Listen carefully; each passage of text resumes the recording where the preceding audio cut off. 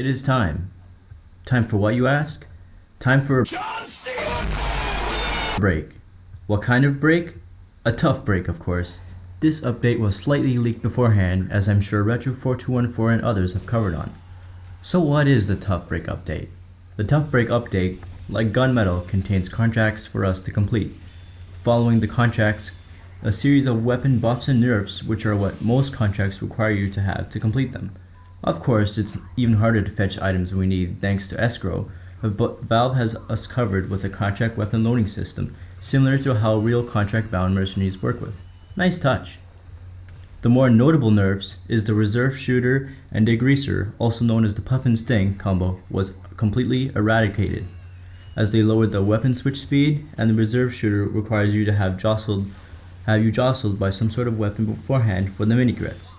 The Soldier's Load and Explode primaries also took a hit, as both the Beggar's Bazooka and the Airstrike, both known for its rapid fire capabilities and ammo issues, both received a blast radius debuff of 20%, with the debuff only affected when rocket jumping with the Airstrike, so actual aim is encouraged with them.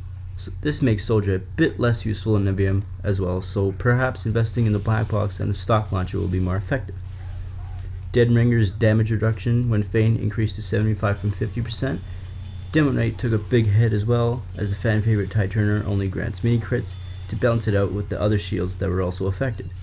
A big note for Demo Knight in general is that temporary debuffs such as Bleeding, Fire, and Girardi go away upon charge. To encourage putting out your teammates, Valve added plus 20 health if you extinguish them as Pyro via Air Blast. Mad Milk and Girardi cooldown is decreased by 20% if you extinguish someone with them. Medic gets more ways to build Uber through other methods of healing such as the crossbow and the amputator taunt.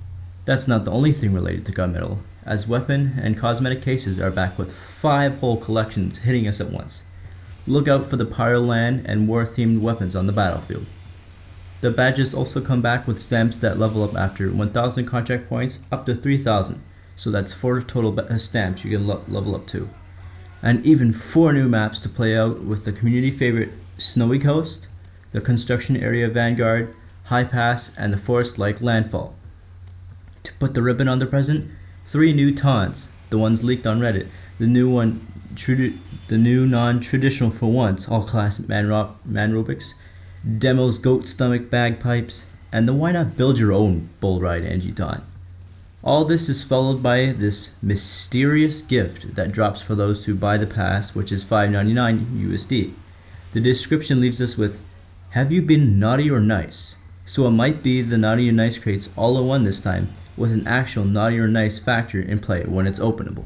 They are also receivable before January 11th when you open one of the new cases. It's finally here. You can unbox a crate. But don't worry, the gift is a bonus to go with the weapon skin in the case. Speaking of unboxing, consecutive unboxers will be glad to hear that their chance to get dupes of the same tier is less likely, so you can unbox a variety of new items and not have 5 out of 20 of your unboxes be something the same level as the Grillion from Invasion. Disgusting.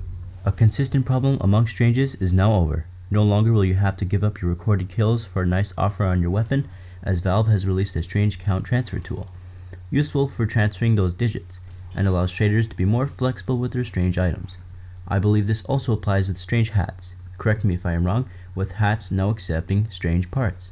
They also revamped the scoreboard to make a new sleek look, and an option to view your ping as a bar or number via advanced settings. It's great to see that they are giving us more personalization with our stats. That's about it for this update, but the lasting image leaves us with a mysterious gift again, implying that Valve isn't quite done with the Smissmas update. Now, to answer a few questions, what do you think of Tough Break? Overall, I think this update is the update we need, even though some don't deserve. The updates clearly show that the game is being suited for the upcoming matchmaking system. Valve is testing out the balances with contracts and encouraging people to play different classes.